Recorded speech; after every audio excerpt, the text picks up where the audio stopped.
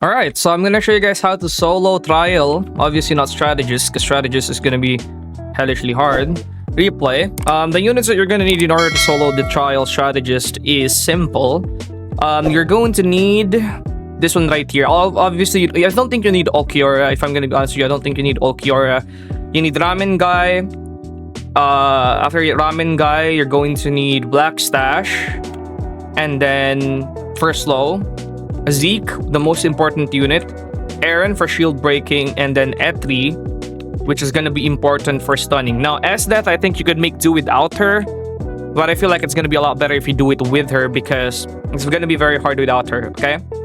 So, yeah, let's get started. Start this game. Now, pre-wave 1, you're gonna be placing all your farms before the first wave starts to get that early cash.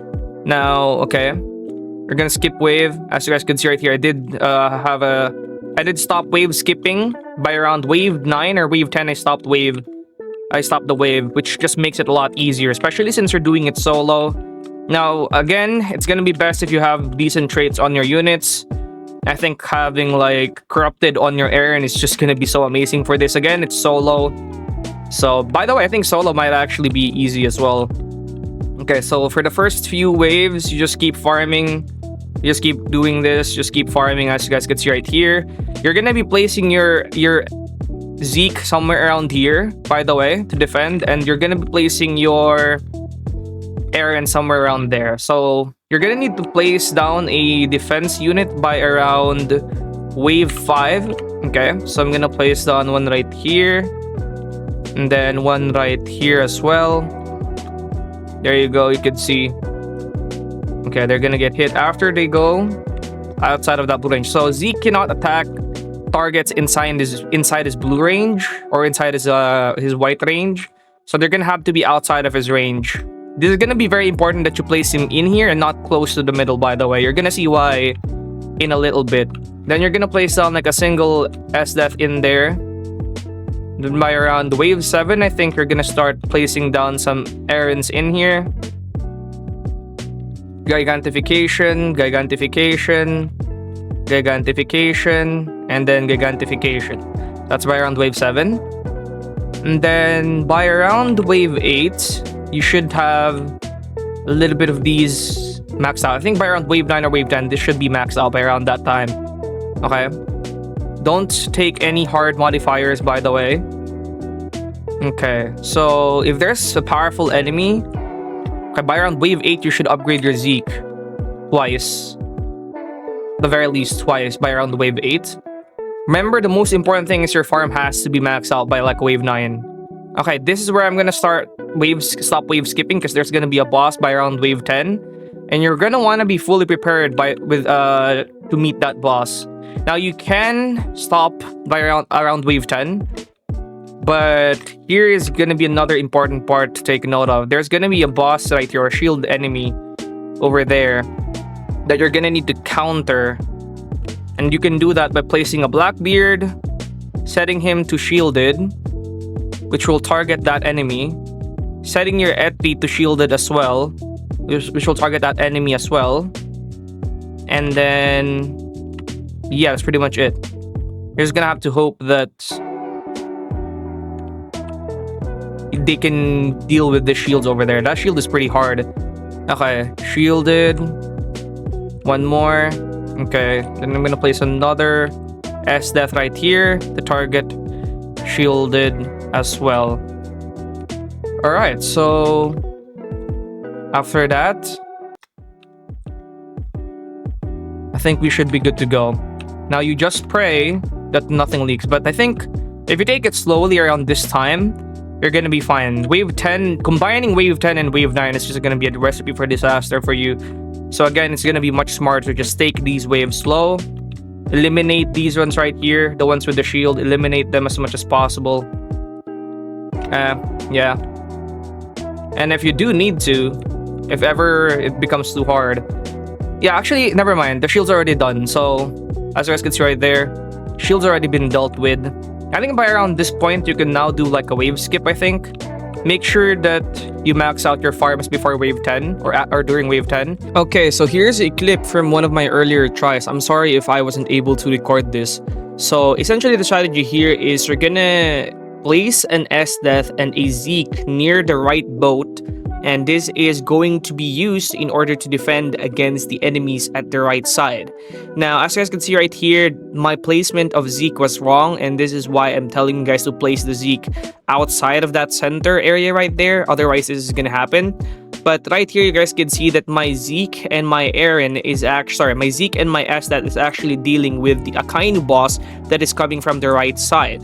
And this is exactly what you're going to be doing. You can also place down a farm if you want to kind of slow down his movement.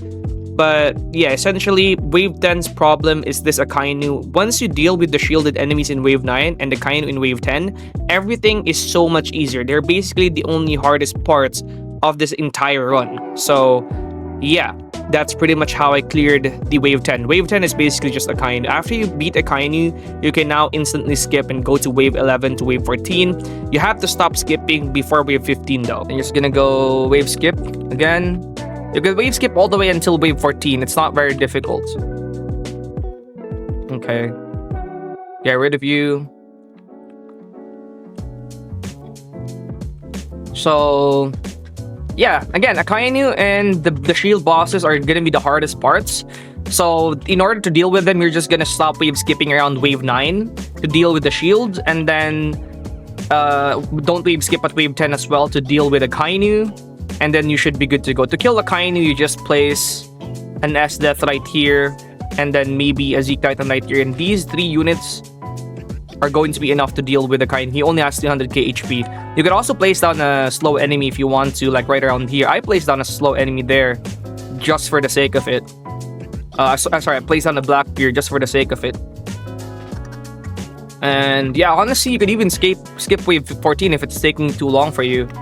By around wave 15, max out your units, your Zekes, because they will do a bunch of DPS. And again, I'm telling you, this is the exact placement that you need to follow with your Zekes. If you place them too close here, you'll see why that's going to be a problem. I'm going to skip wave 14 because we're doing well. Okay, so right around here, there's going to be a boss that will spawn here in the middle. And I'm going to tell you exactly why that's going to be a problem if you did not listen to me and place your Zeke in the middle. Now, the boss in the middle is going to be Akainu.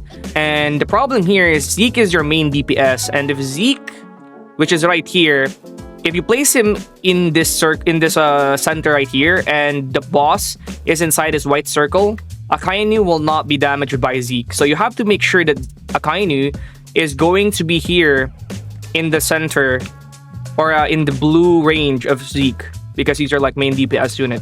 You'll have to make sure of that. I'll place on another Zeke right here to kind of help with the defense and killing Akainu, and then after that, you're pretty much good. Again, I'm telling you, it's pretty easy. The errand that you place in here will actually help kind of defeat these guys as well. These guys don't have shields, so you're gonna be pretty chill against them. Okay. Alright, so the bosses are coming in now, and these early sets of defense is dealing with them.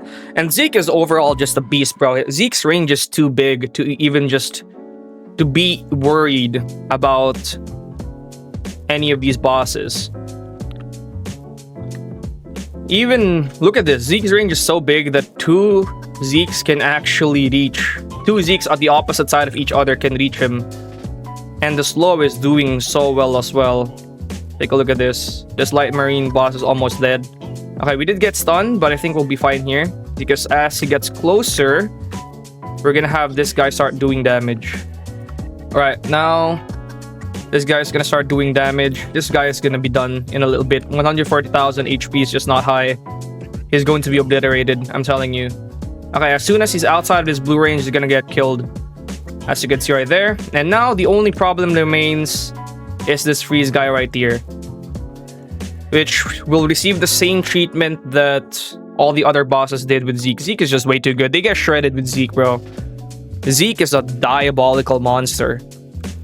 Alright, so Light Marine, yeah, he's gonna get the same treatment the other bosses did. Just wait until he gets demolished, which he will be. So, yeah. I mean, I don't think you even need Ulquiorra for this, but I do think you need the freezes. Because ASTDX is a blue unit as well. He does help with the DPS. But I think any freeze unit will do, in my opinion. I think for any freeze unit will do. It's just Zeke is the most important one, yeah.